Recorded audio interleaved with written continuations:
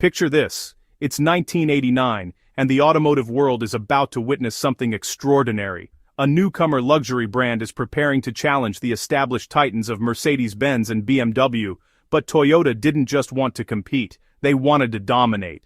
And at the heart of their audacious plan was an engine so meticulously engineered, so obsessively refined that it would become legendary. This is the story of the Lexus 1UZ-FE, the V8 that proved Japanese engineering could not only match German luxury, but surpass it in ways no one expected. An engine so bulletproof, it's FAA approved for aircraft use, so reliable it routinely exceeds 1,000,000 miles, and so well built that even today, enthusiasts are swapping it into everything from drift cars to drag racers. In August 1983, Toyota chairman A.G. Toyota made a decision that would change automotive history forever. He initiated what was internally known as the F1 project, standing for Flagship One, though it was often referred to as Circle F. This wasn't just another car development program, it was Toyota's Manhattan project for the luxury car market.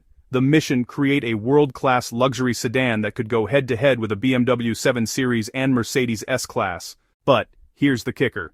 Toyota gave its engineers no budget limit and no deadline. The only mandate was perfection. Over the next 6 years, Toyota would spend approximately $1 billion pursuing this goal. To put that in perspective, that's about $2.4 billion in today's money.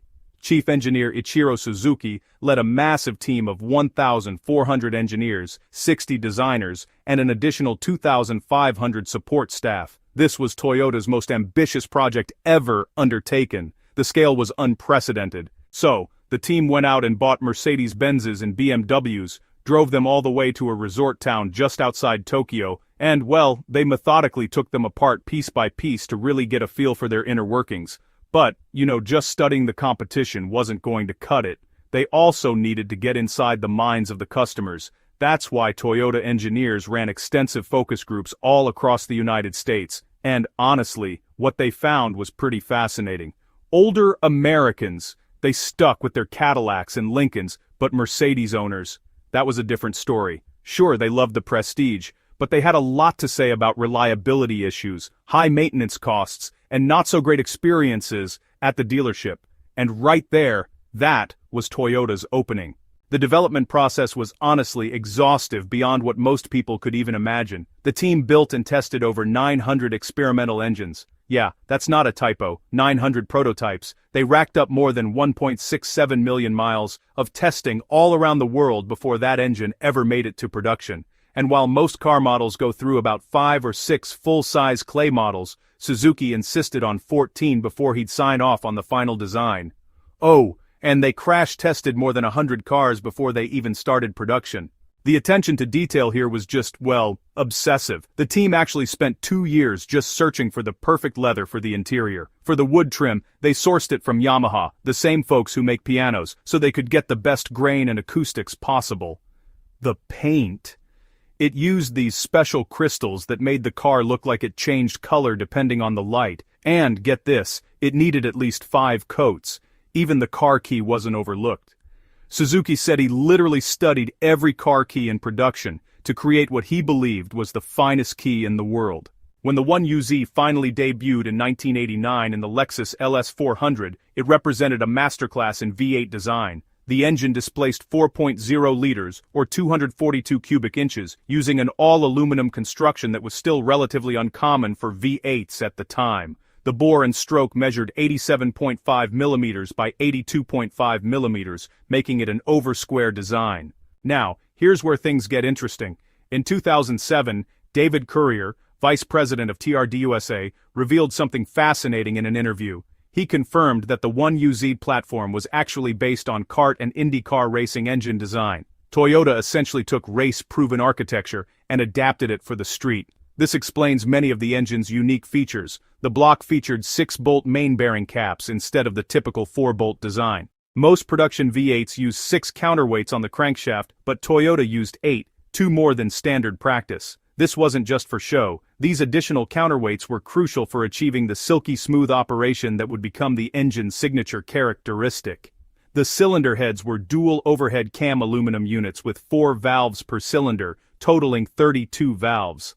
Unlike most V8s where the water pump is driven by the crankshaft, The 1UZ's water pump was driven by the timing belt from the camshafts. The connecting rods were forged steel, lightweight yet incredibly strong. The pistons were hyper-eutectic, providing excellent strength and thermal characteristics.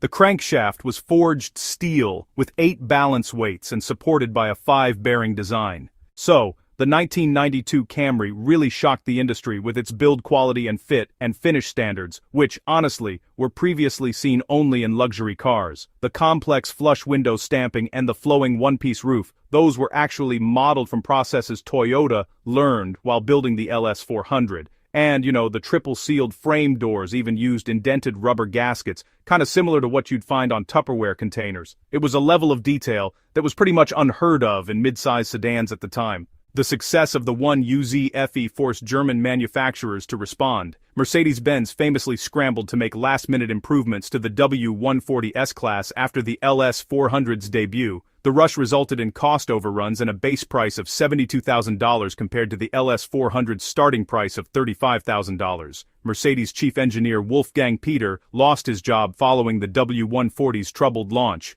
BMW accused Lexus of selling the LS400 below cost to put them out of business. While not true, it showed just how disruptive the LS400 and its 1UZ-FE engine were to the established order.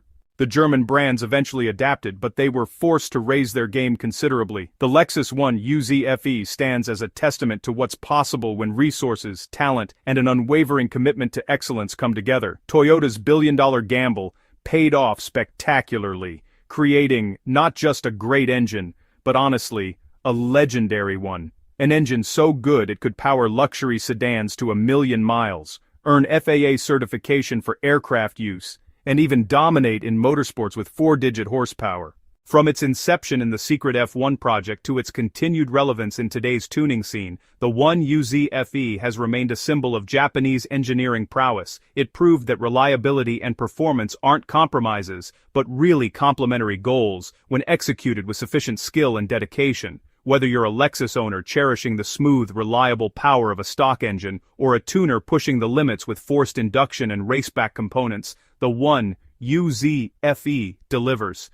It's an engine that rewards care and proper maintenance with decades of trouble-free service, and it responds to modifications with power levels that would be unthinkable from lesser designs. So, the next time you see an LS400 quietly accumulating miles or a drift car sideways with V8 thunder, remember the story behind that engine. Remember the 1,400 engineers, the 900 prototypes, the billion-dollar investment, and the unwavering pursuit of perfection. The 1UZ-FE isn't just an engine, it's proof that when you refuse to compromise, greatness is achievable. This has been the story of the Lexus 1UZ-FE, the over-engineered V8 that changed everything. If you enjoyed this deep dive into one of Japan's greatest engines, hit that like button, subscribe for more Japanese engine spotlights, and let me know in the comments what engine you'd like to see covered next. Thanks for watching, and remember, perfection isn't an accident.